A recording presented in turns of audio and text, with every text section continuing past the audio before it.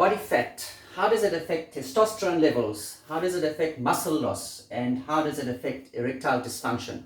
And how can you reverse that? So I will explain to you how that works and how they're related and what you can do about it. I'm Alan Wonitz, I'm a nutrition expert. So what happens is when you are eating incorrectly, you're eating a lot of foods which are high carbs, meaning bread, flour, which bread is made up of, a lot of sugar, a lot of cool drinks, mainly the sugar, because carbs turns into sugar. Your glucose levels go up, your insulin levels go up. The insulin now tries to take the sugar into the cells. There's too much of sugar. If there's that much of sugar, you only need that much for energy. So what happens to that balance? That balance gets converted into fat. So you start building up fat because there's too much of sugar, which has to be removed with insulin. Then becomes insulin resistance, and then you start hearing of diabetes with insulin resistance. Then you need to take some supplements, some drugs, some medication to help make the insulin go into the cells to have some energy. Otherwise your energy levels drop, fat keeps building up, energy levels down, and always hungry. And all you see is the fat is going up and up and up. And what happens as your fat gets building up here in your stomach and all that, it's the fat cells are called adipose. The adipose cells will release a enzyme called aromatase. And what aromatase does, it's very, very detrimental to testosterone. The moment it reaches testosterone, and instead of the testosterone going for your sex life and going for building your muscles, you start finding muscle loss because your testosterone levels are going low. So because it becomes estrogen. So now you start having an excess of female hormones in a male body. So that becomes a problem. So even if you go and take testosterone in supplementation or in injections and you ingest it, it's not going to change anything, because as long as there's aromatase, it will turn into estrogen. So now that's why sometimes you see testosterone does not work, because it's actually being used up. It's being turned into estrogen, and that gives you more female hormones. So what happens then? What can you do about it? So when you are having too much glucose, you're eating too much of junk, too much of carbohydrates, the fat now gets into your blood, and it also gets into your liver.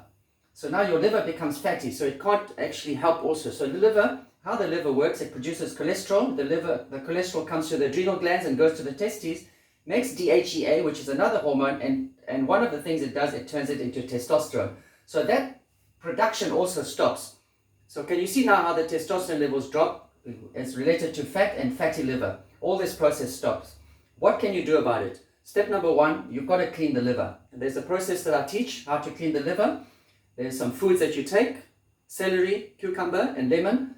That is juiced. I explained it in a different video. So you follow that and you clean your liver. You start getting into intermittent fasting. The reason for intermittent fasting is you eat for a window of about 8 hours and you fast for about 16 hours. During that window of 8 hours, you can eat anything, however, but you have to eat healthy stuff, which I explain how to do. And what it does is, during intermittent fasting, your insulin levels drop. There's no insulin, so which means your body now is able to not produce fat.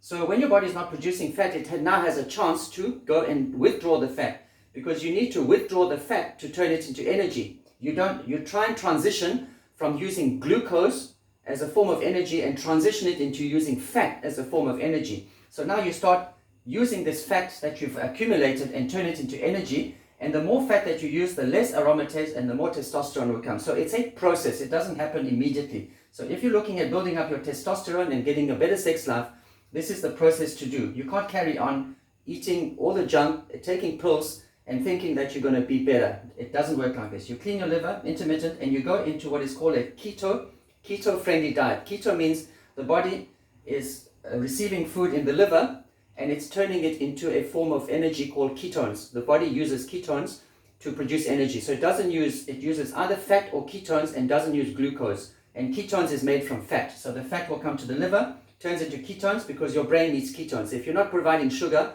during fasting, the brain needs a form of energy. So the ketones will go to the brain. The fat doesn't go to the brain.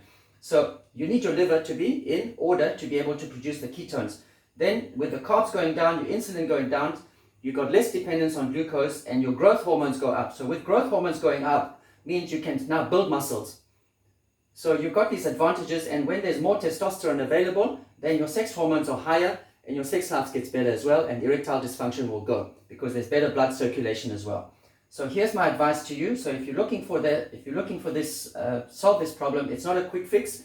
It takes some time. To give it 3 to 4 months, up to 6 months maybe, but within 3 months you will see a difference in your life, and that will actually help you get back on track and living a life that you had when you were young. You can meet with me on a health consultation, a 30-minute health consultation, and I'll go over this with you, and I'll take you through it, and I'll guide you. I'll give you a map on how to do step by step and get you back on track.